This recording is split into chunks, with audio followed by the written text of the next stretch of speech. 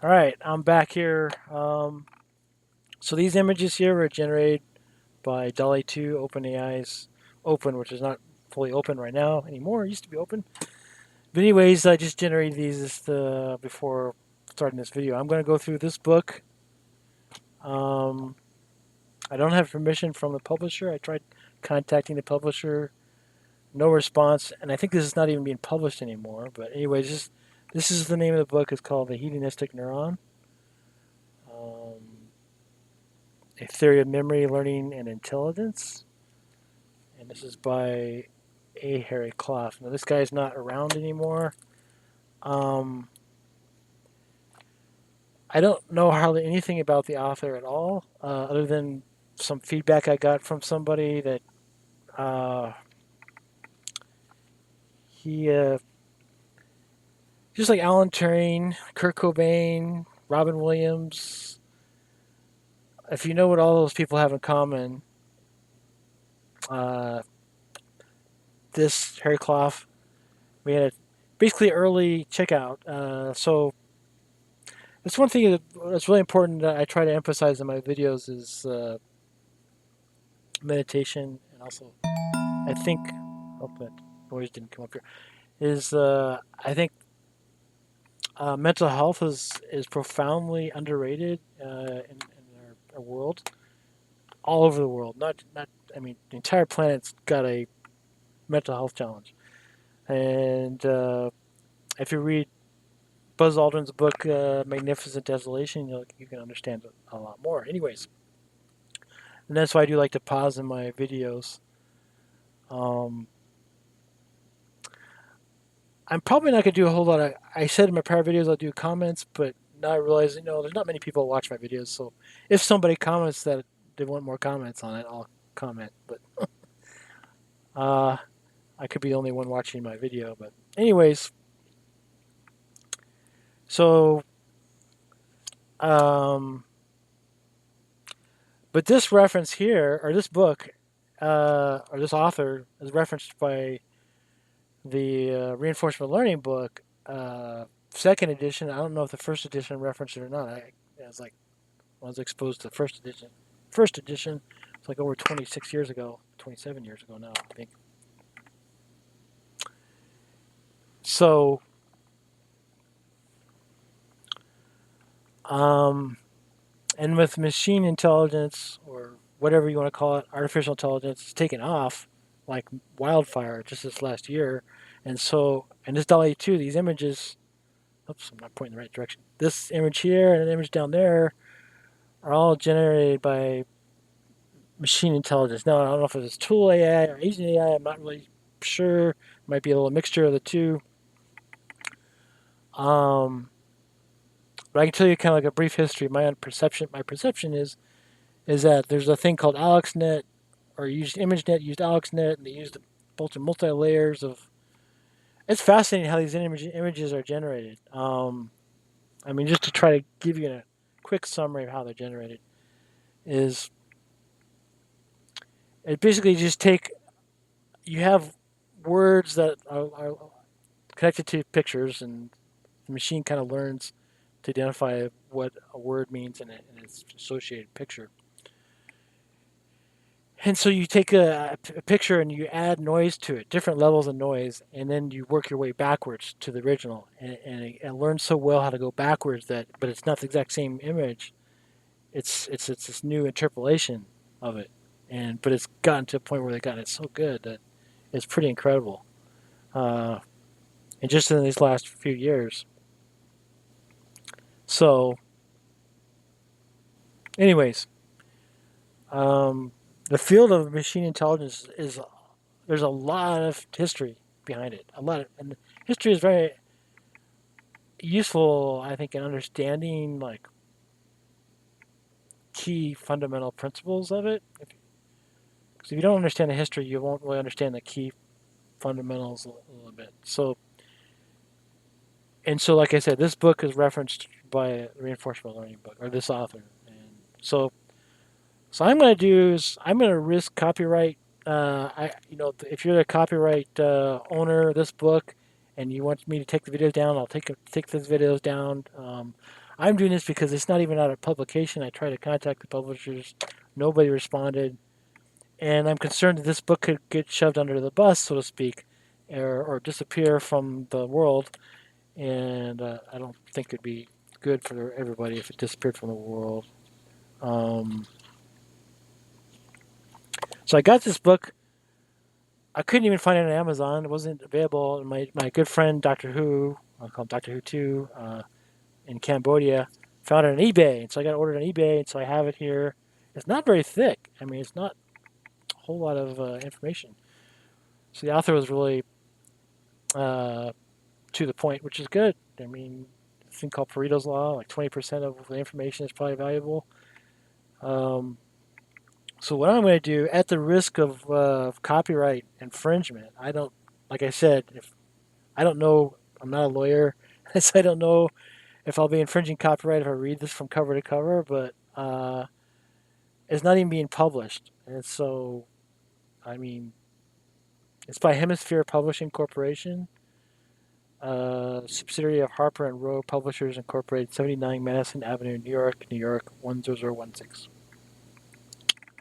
This book is also in a library, so you can pretend that. I mean, I'm operating off of the idea of the teaching exception for copyright, but I think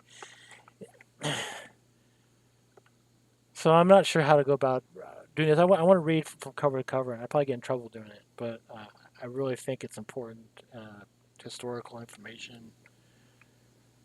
Um,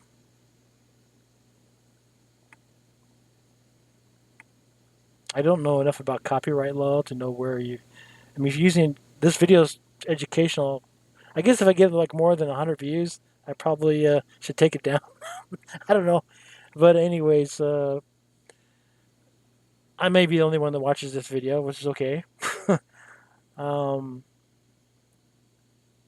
the ISBN number of this book is 0-89116-202-X. And so this book was in a library. This book was in a library from the University of Mount Union Library. Um, so you can pretend if you're watching this video that we're sitting in the Mount Union Library in a small room, and it's just me talking to myself, or it's me talking to you, one person or whoever you are.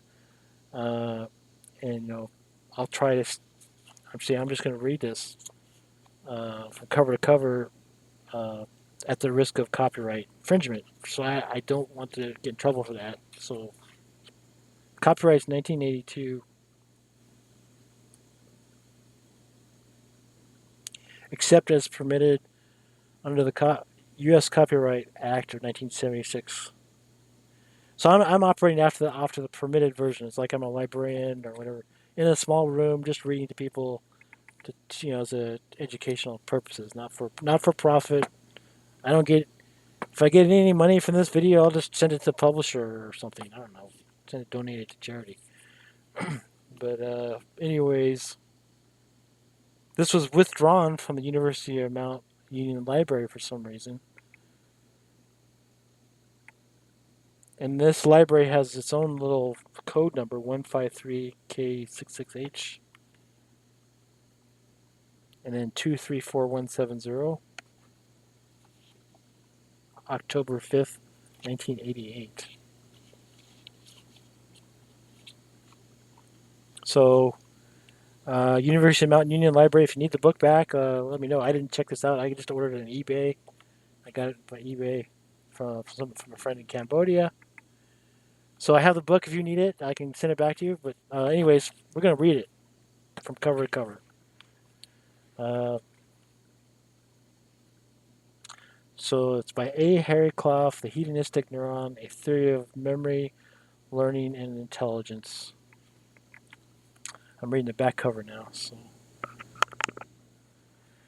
The Hedonistic Neuron. This unique volume takes a theoretical approach to the problem of brain functions, based on the postulate that neurons, quote, seek, unquote, excitation and, quote, avoid, quote, inhibition.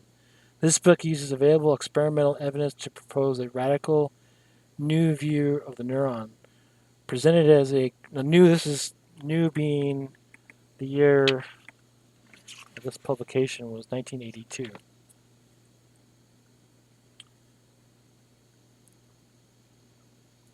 Presented as a goal-seeking system in its own right, the author's model of the single adaptive neuron leads to a theoretical framework that integrates the human mind's global psychological and qualitative phenomena with more localized neurophysiological and quantitative phenomena.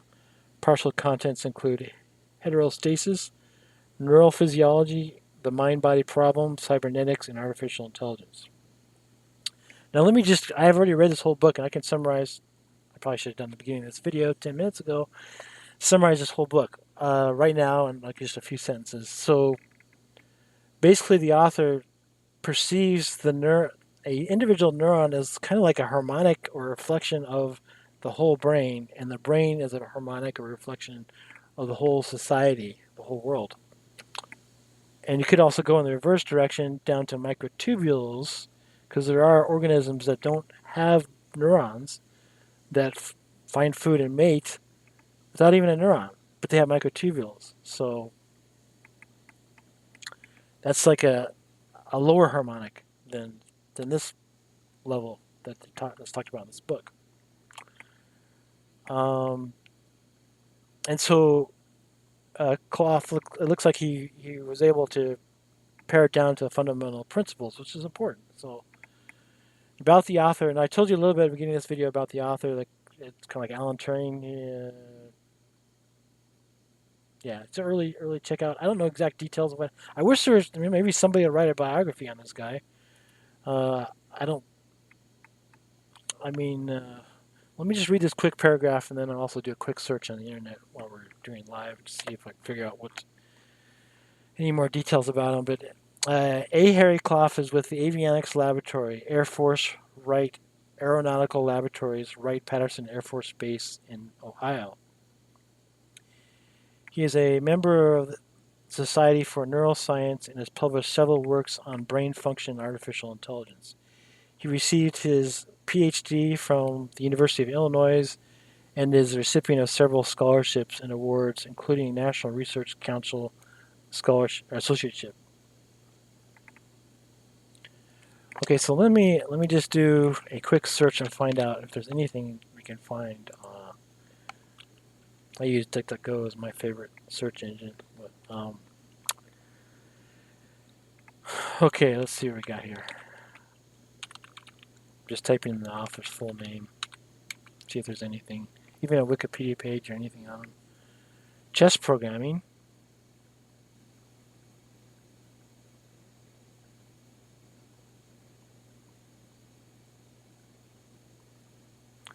Well, now I see his book is on Amazon for the first time,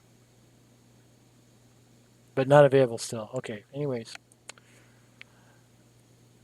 Uh,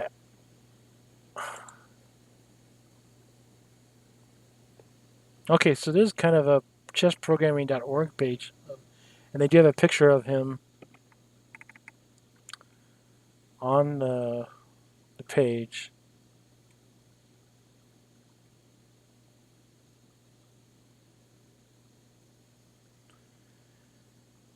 But there's not a whole lot of information. Let's see if there's a Wikipedia page or not. Yeah, I don't see a Wikipedia page on them either. But anyways, so there's not much information about it. But and that's another thing. The machine intelligence has taken off so much in the last year, and then we got a lot of people getting the limelight, which everybody. I mean, I'm not a person who doesn't like to be like. If I get too many views, I probably take my channel down. To be honest with you, I'm serious because I don't really like to have a lot of attention. I'm the opposite of a lot of people in that sense. Um, but anyways, like Jeffrey Hinton and quite a few other people are getting a lot of credit for what's going on. But just like the Apollo missions, 400,000 people were involved. 400,000 scientists, technicians, engineers. So there's a lot more people involved, and some people. There's like a movie, Hidden Figures. That's another example of people who are kind of hidden from And in some ways, they may have not wanted to be well known, and I totally get that because I feel the same way sometimes. So in a way, he may have been kind of like a black sheep or a scapegoat because I had a email conversation with somebody about Clough, and he, according to the person I was emailing, he was very different, and for most people, and people, you just think of like Rudolph Red-Nosed Reindeer as an example. It's like in that story, the reindeer had a shiny red nose and it stood out because it's very different.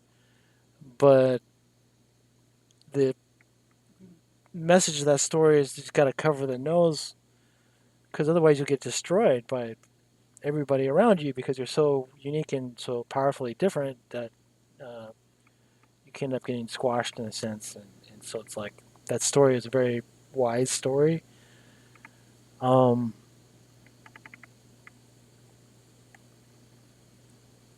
but some people just can't, even if you try to hide that, I guess it just, yeah, people around you crush you because you're different.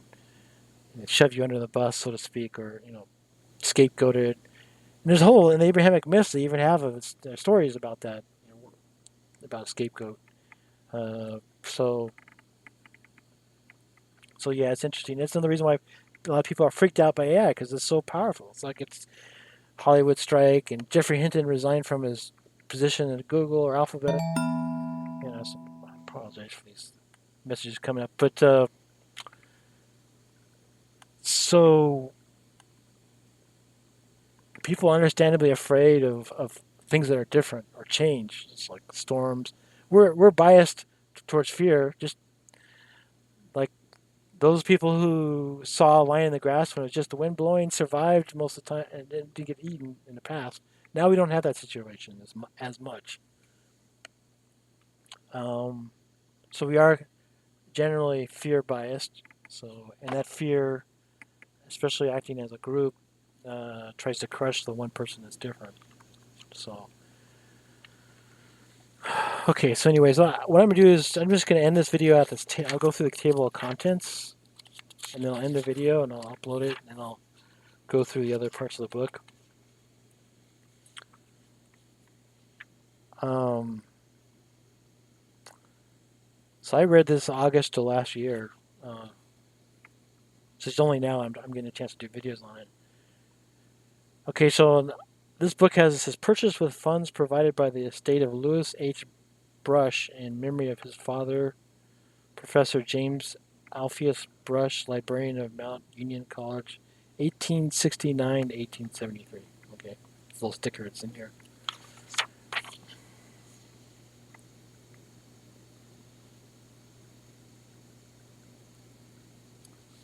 And as a reminder, I do pause a lot in my videos. Just take that, use that as meditation for a healthier mind and a more improved signal to noise ratio inside your head.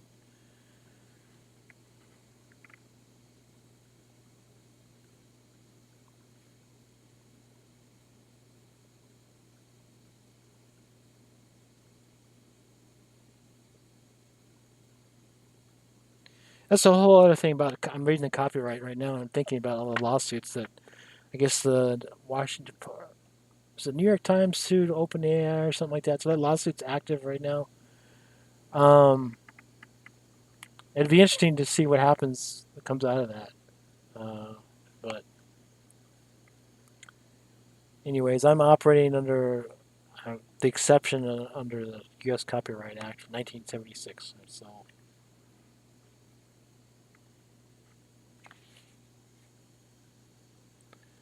So there's some pin writing on here. It says September 6, 1988. Emmerich Pratt, 2450. Okay. So the table of contents, preface, acknowledgments, abbreviations. Chapter 1. Okay, so let me just tell you what the chapters are. Chapter 1 is heterostasis. Chapter 2 is neurophysiology. Chapter 3 is psychology. Chapter 4 is cybernetics. Chapter 5, concluding remarks. And this book is 137 pages total. That's including the index. 117 of I'll read up to 117. It's kind of interesting. My father, he likes to read indexes first, which is kind of crazy. But anyways, I like to read table of contents first because it's a little bit more general. But so chapter one: heterostasis, introduction, assumptions, past, present, and proposed. Heterostasis, a maximal condition. Conclusions, implications of a heterostatic theory. Chapter 2 is neuropsychology, the neuronal model, neuronal heterostasis, adaptation, properties of the model, experimental evidence, neuronal and cortical polarization, epileptic foci, I pronounced it right, and the mirror focus, modifiability of synapses, experimental tests, variations of the heterostatic model, synaptic transmittance increase only, synaptic transmittance decreases only, excitatory or inhibitory synapse vibrations only, adaptation and only excitatory or inhibitory neurons. Chapter 3 Psychology, Learning, Habituation, Dishabituation, Classical Conditioning, Operant Conditioning, Extinction. The mind body problem, animals are heterostats, and identity theory, defining consciousness, localization of consciousness, the quantitative aspects of mental phenomena, the phi of phi minus psi. These are Greek symbols. Global organization of the brain, the reticular formation, the limbic system and hypothalamus, the neocortex, vector specification of the brain state, some further observations, memory and learning, pleasure and pain, sleep and dreaming, nature of man, epistemology. Chapter 4 Cybernetics, adaptive networks, artificial intelligence, a substrate for intelligence, the rule of learning, knowledge bases, the nature of intelligence, implications of the mind body problem, summary, a basic building block, future research.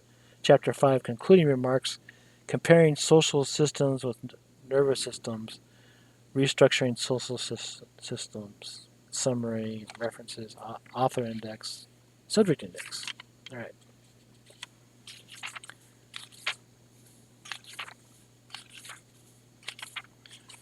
Okay, and then there's a preface. I'm like I said, I'm going to read this book from head to toe, so to speak, except for the toenails because that's the index, I guess. No. Um. All right. So the preface says, at the level of whole organisms, it is commonly observed that animals pursue pleasure and avoid pain. At the level of a single neuron, it is well known that the individual brain cell receives two classes of synaptic inputs: excitation and inhibition. Now, again, there are creatures in the world, excuse me, that have don't have any neurons, but have or synapses, but can find food and mate. So something to pay attention to here, and they do probably kind of maybe have some idea of maybe a more simplistic version of pleasure and pursuing pleasure and avoiding pain. Um, I have another book that's I probably need to go through that talks about that. It's about how the brain emerged from chaos, so to speak. Um, I'll get that at the end of this video, so I'll show you the cover of that book. Okay, what is the relationship between these two descriptions? One mentalistic and at an organismistic level, organismistic. The other is physicalistic and at a neuronal level. Is there no simple relationship, as most neuroscientists would be likely to assume today? Have we described phenomena at two such vastly different levels and in such vastly different terms that the complexity and subtlety of their relationship will defy elucidation for some time to come? What is elucidation? Alexa, what is elucidation?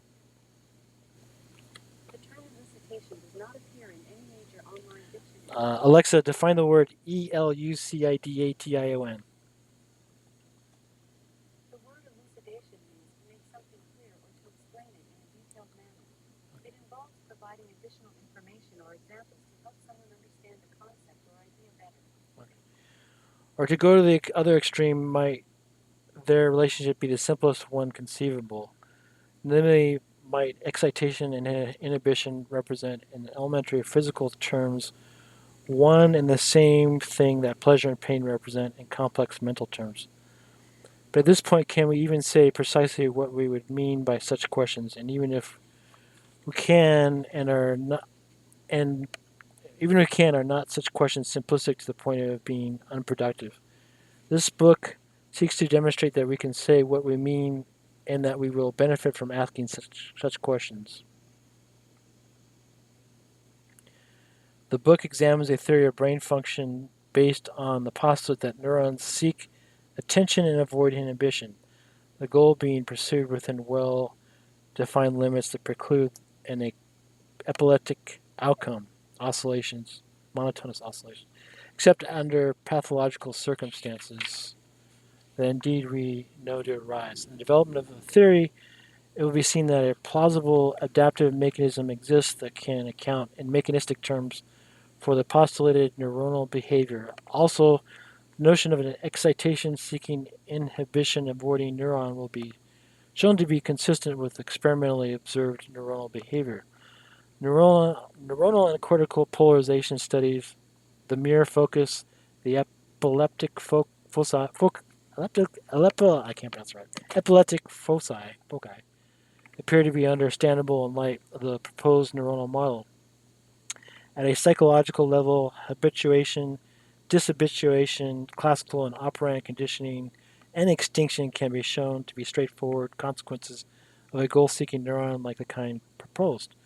None of this is to suggest that the validity of the proposed theory is demonstrated here. Far from it. Difficult experiments will have to be performed at the neuronal level to test the theory rigorously. Until these experiments are accomplished, the significance of the theory lies in its offering a fundamentally new view of brain function, a view that suggests alternative and perhaps more productive experiments. The theory to be developed explains goal seeking brain function in terms of goal seeking neurons. It has been generally and implicitly assumed in the past that advanced intelligence goal seeking brain function emerges from the interactions of non goal seeking neurons. Assuming such a passive and non goal seeking role for the neuron may not be valid. The single neuron is a remarkably complex and sophisticated cell, and it may well play a more active role. Perhaps an analogy will help to make the point clear. Consider that goal seeking social systems, such as the United States, would probably remain mysterious if we assume that the people making up the social systems were non goal seeking in nature.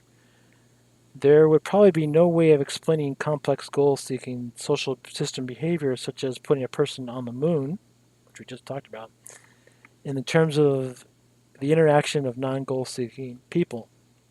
Are we any more likely to be successful in understanding goal seeking nervous systems by assuming non goal seeking neurons? It remains to be seen, of course, but with the currently accepted approaches, theoretical progress has been slow. Thus, it is appropriate to consider alternative questions. A central question of brain research has been what is it that neurons do and how do they do it? In Chapter 1, we will begin by asking, quote, what is it that neurons want and how do they get it, unquote. Clearly, it is not sufficient to discuss neuronal function in anthropomorphic teleological terms. For scientific purposes, such a view must be translated into a mechanistic theory that is subject to experimental tests. Accomplishing such a translation will be one of our objectives in the chapters that follow. A central question to be dealt with is that of how mental phenomena relate to physical phenomena. An identity theory of the mind brain relationship, while widely accepted and probably correct, represents only a partial solution to the mind body problem from a theoretical standpoint. The need is to map the mind's more global psychological qualitative phenomena into the brain's more local neurophysiological and quantitative phenomena. expressed. I'm going to interject here. Qualitative and quantitative is very similar to fuzzy logic, where you have fuzzy values which are qualitative, and then defuzzification and fuzzification is quantitative. And a lot of these generative images here, point the right direction. You fuzzify images at different levels and then defuzzify, um, and a lot of semantic connection to pictures are statistically connected together. Um,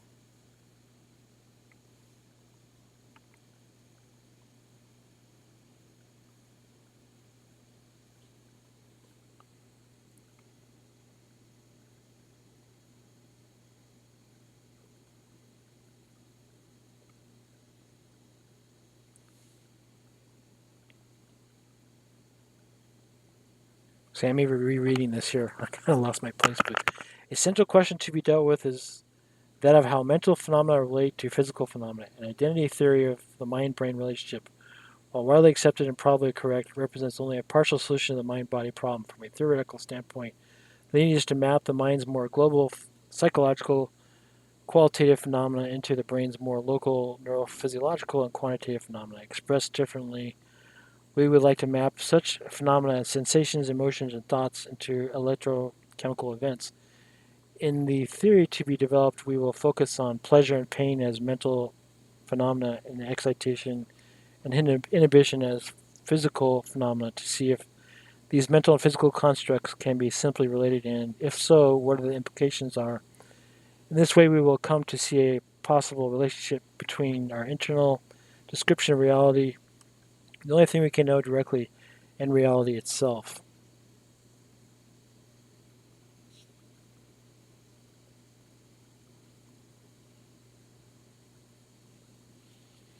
And Harry Clough, so he wrote that. Okay, the acknowledgments.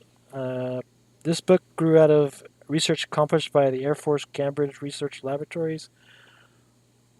While I'm quoting Harry Clough here, while I was on a National Research Council postdoctoral resident research associateship, I am most grateful to the National Research Council and the Air Force Cambridge Research Laboratories for the research opportunity that postdoctoral appointment provided. In addition to the essential institutional support just noted, I have been benefited from the encouragement and constructive criticism of many individuals. While some of them do not agree with my conclusions, they have all helped to make this a better book.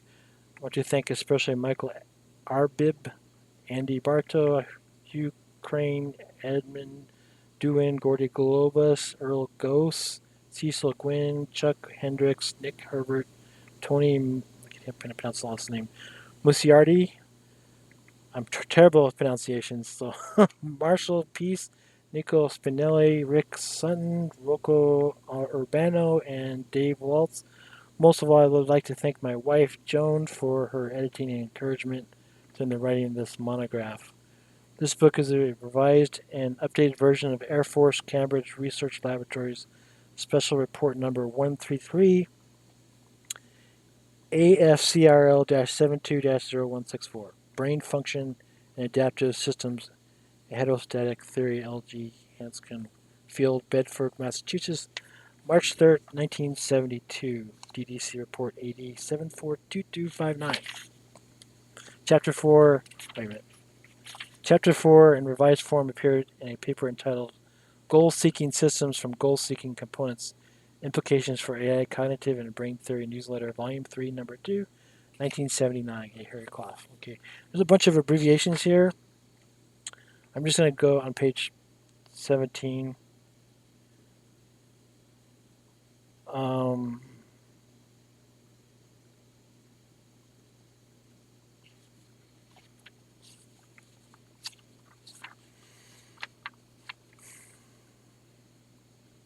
so these acronyms are used throughout the book, and I'm just going to read them off. AI stands for Artificial Intelligence. CNS, Central Nervous System, CPU, Central Processing Unit. Right now, a lot of people call out GPUs, which you think are graphics processing units. A lot of processing goes into image processing. But anyways, CR conditional response, CS conditioned stimulus, IO input output, IPSP inhibitory, postsynaptic potential, LSH limbic system and hypothalamus, LTM long term memory, MS milliseconds, MTRF midbrain and thalamic reticular formation. He says MTRF a lot in this book. I remember from when I read last. NCS, neural conditioned stimulus. NUS, neural unconditioned stimulus. REM, rapid eye movement. Rapid eye movements happens when you sleep. When you're sleeping, I think a lot in a deep sleep. As long as you're conscious while you're sleeping. If you go under anesthesia, I don't think there's any rapid eye movement, as far as I know. Reticular formation, RF, short-term memory, STM, unconditioned response, UR, unconditioned stimulus, US, the hedonistic neuron. Okay, so next chapter, chapter 1, I'll go over in a separate video, is heterostasis. Alexa, define heterostasis. Heterostasis refers to the capacity of a device, organ, system, or organism to adapt to its surroundings by mapping or modeling each component of its environment. It is often referred to as stable, if dynamic, distribution of states, behavior, etc., or multi-stable behavior. Okay, so that's a long definition. You can think this is a thermostat right here, and you can adjust the temperature. Uh, Once it's stabilized, it's kind of heterostatic. But this is a control system, real simple control system. Okay, so that's it for this introduction. Um, I highly recommend you get the book and read it too to support the publisher. It's hard to support the publisher when it's not even for sale.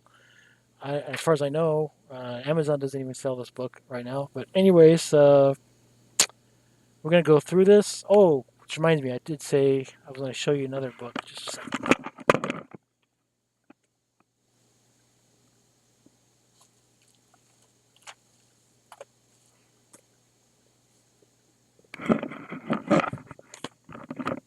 Okay, so this is the other book, the other crazy book. All right, this is called Journey of the Mind: How Thinking Emerged from Chaos, and this is by two authors, Ogi Ogus and Sai Goddamn. I was like goddamn. Pronounce the last name. But this book is real interesting too, and this book is kind of like a lower level, higher resolution than this book. Okay, and then you take a reinforcement learning book, which is like a even higher level than go over here, even a higher level. And then if you go to books on about society and civilization, kind of like Robert Greene's books, a higher level. Uh, he wrote 48 Laws of Power and 33 Strategies of War, which I'm reading right now. Um, but anyways, maybe I'm not sure what book I'll do after this book, but this one might be maybe next. I don't know, but I do want to work more on resurrecting the code from 1997. Um, my friend Doctor Who 2 in Cambodia is playing with that a little bit, and so I gave him a copy of it. Um, so, anyways, try to keep this video short. Like I said, I kind of realized that going through my own videos and making comments, now there's machine intelligence that can actually automatically do it. So if you happen to be, if there happens to be one other person besides myself watching my own video, you can do a generative time stamping somewhere. But I'm going to try to, just in the interest of time, I'm going to refrain from commenting on my own videos and maybe even I used to watch my whole own videos. I probably still should watch my own videos, but anyways, hope you're doing well, and we'll do the next chapter. We might even, I might go through this like super quickly, so because it's interesting. Uh,